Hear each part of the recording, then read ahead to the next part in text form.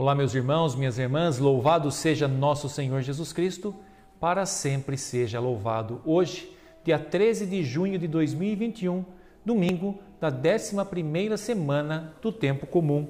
E juntos vamos meditar o Evangelho que está em Marcos, capítulo 4, versículos do 26 ao 34.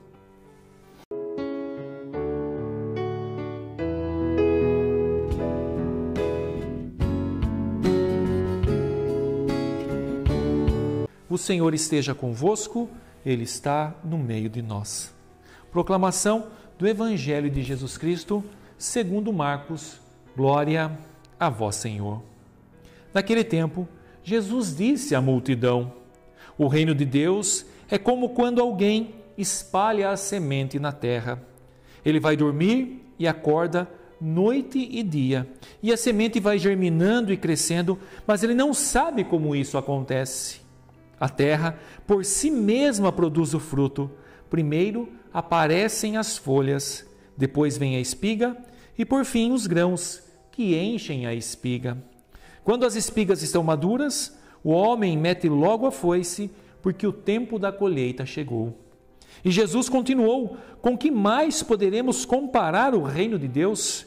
Que parábola usaremos para representá-lo? O reino de Deus é como um grão de mostarda que, ao ser semeado na terra, é a menor de todas as sementes da terra. Quando é semeado, cresce e se torna maior do que todas as hortaliças e estende ramos tão grandes que os pássaros do céu podem abrigar-se à sua sombra. Jesus anunciava a palavra usando muitas parábolas como estas, conforme eles podiam compreender.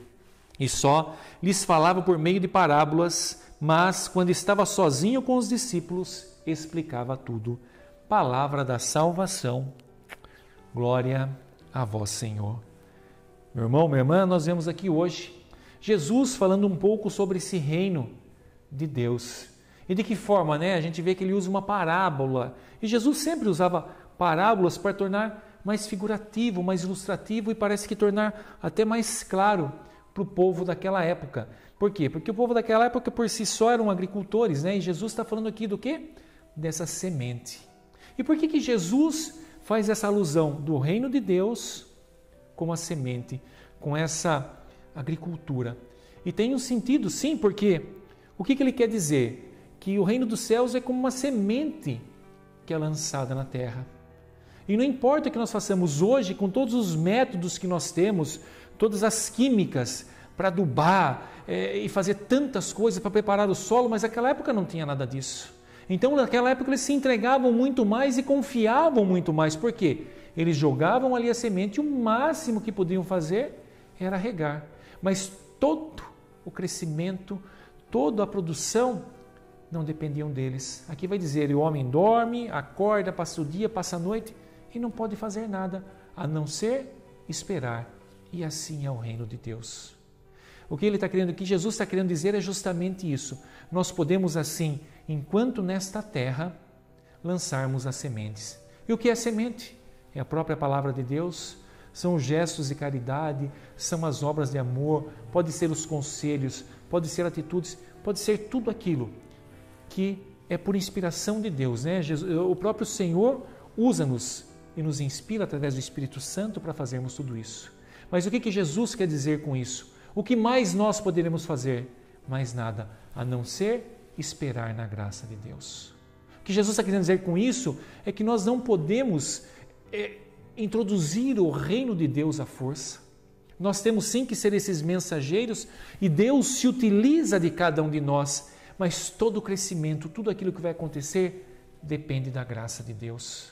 O próprio São Paulo vai dizer numa das passagens: eu plantei, Apolo regou, mas é Deus quem faz crescer. A colheita é no tempo de Deus, o crescimento é no tempo de Deus, então tudo é graça de Deus. E quantas vezes nós queremos antecipar esse processo, quantas vezes nós queremos forçar a natureza. E como que nós podemos forçar? Jamais poderemos forçar a natureza de Deus.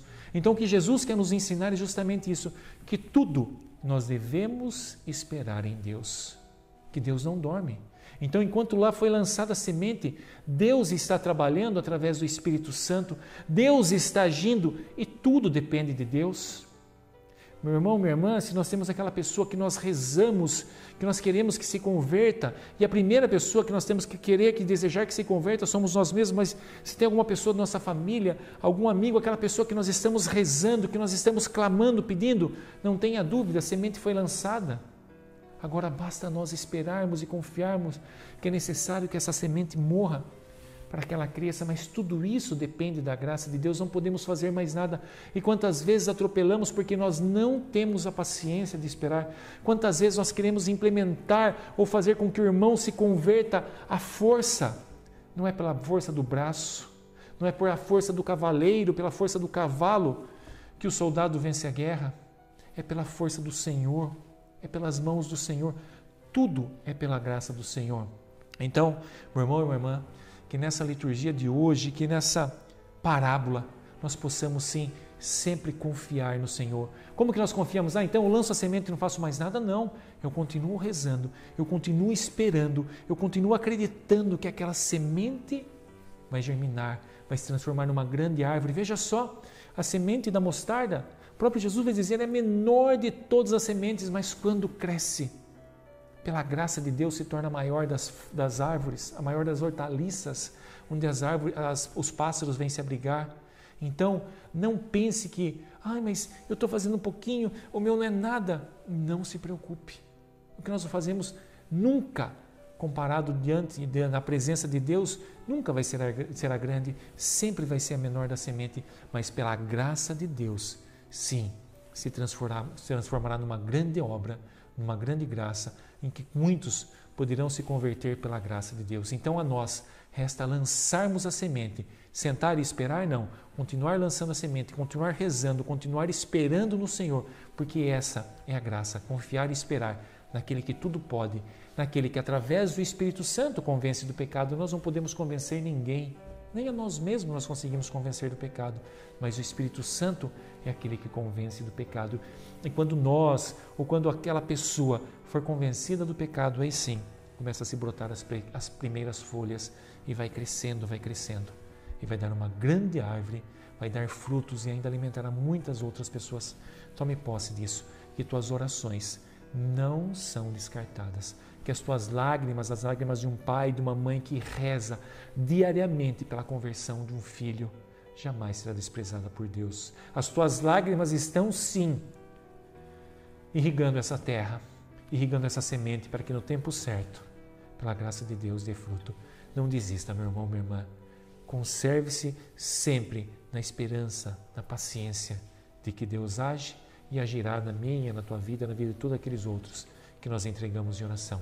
Então, pela poderosa intercessão de São Judas Tadeu, São José Maria Escrivá, São Padre Pio e de Nossa Mãe Maria, desça sobre todos vós, sobre vossas famílias, sobre todos aqueles por quais vocês rezam, intercedem, por todos aqueles que precisam ter esse encontro com Deus. A bênção de Deus Todo-Poderoso, Pai, Filho e Espírito Santo. Amém.